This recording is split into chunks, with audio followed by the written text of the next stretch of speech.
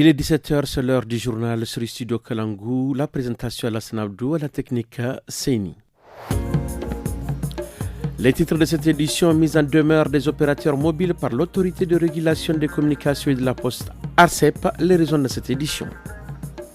50 hectares de pâturage partis en fumée dans 7 cas de feu de brousse dès la fin de la campagne agricole maintenant, nous rapporte le directeur départemental de l'environnement de Kirozérine que vous allez suivre dans cette édition. Mesdames, Messieurs, bonsoir. Au Niger, l'autorité de régulation des communications électroniques et de la poste ARCEP met en demeure les opérateurs mobiles. Cette décision fait suite au manquement constaté de la qualité des services. L'annonce a été faite hier lors d'un point de presse à Niamey. Tahirou Massaoudou, directeur des réseaux et services de communication électronique à ARCEP, propos recueillis par l'ARTN.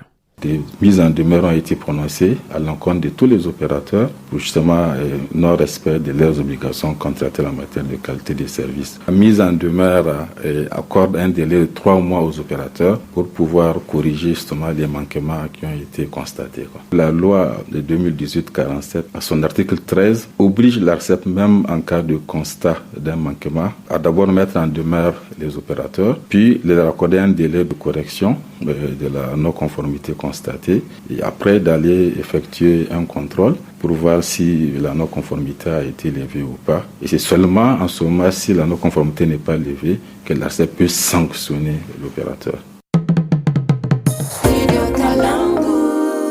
Direction Agadez, plus précisément de la commune de Kirozérine, où après la campagne de la saison pluvieuse passée, les services de l'environnement ont enregistré 7 cas de feux de brousse, dont plus de 50 hectares de pâturage sont partis en fumée. Écoutons le lieutenant-colonel Seydou Hamma, directeur départemental de l'environnement et la lutte contre la désertification de Kirozérine, le micro d'Ahmed Filan. Dans la commune urbaine de Kiro, on a eu 7 cas enregistrés. Malheureusement, on a perdu près de 50 hectares de superficie de pâturage, dont on a estimé à peu près plus de 34 tonnes de paille qui sont parties en fumée. Vraiment, c'est énorme. C'est pour un peu toujours attirer l'attention des populations, surtout les usagers des routes, parce que l'essentiel des cas se sont enregistrés au bord des routes. Donc, généralement, c'est les usagers de la route en passant, certains, surtout les mégots de cigarettes, ils vont les jeter inconsciemment comme ça et ça va provoquer des feux, afin que on puisse vraiment préserver cette potentialité qui est la ressource pastorale que Dieu nous a donnée. En bref, le Niger interdit la délivrance de visas aux citoyens américains en représailles à une décision similaire des États-Unis, selon l'agence nigérienne de presse ANP. Une source diplomatique nigérienne indique que cette décision interdit totalement et définitivement la délivrance de visas aux Américains et l'entrée sur le territoire nigérien.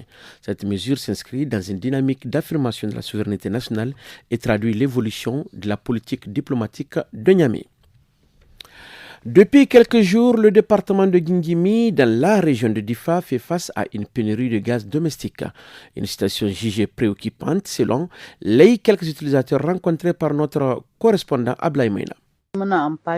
Nous utilisons les gaz et maintenant qu'il n'y en a plus, c'est vraiment pénible pour nous. Nous n'avons plus cette habitude d'utiliser le charbon de bois ou le bois de chauffage et nous souffrons beaucoup. Même si là c'est difficile à trouver. Nous préférons vraiment les gaz car nous y sommes habitués et c'est plus pratique. En 5 minutes tout est prêt. Même si c'est cher, nous en avons besoin. C'est avec le gaz que nous préparions le petit déjeuner. Pain avec le thé, une demi et les omelettes. Mais malheureusement, il est introuvable. Nous nous retrouvons dans une situation difficile où nous devons nous rabattre sur le charbon de bois et autres. Nous souhaitons que le gaz soit disponible et à un prix abordable. C'est la fin de cette édition entièrement réalisée par Seyni Sakra. La présentation de la Sanabdou, merci de l'avoir suivi. Au revoir.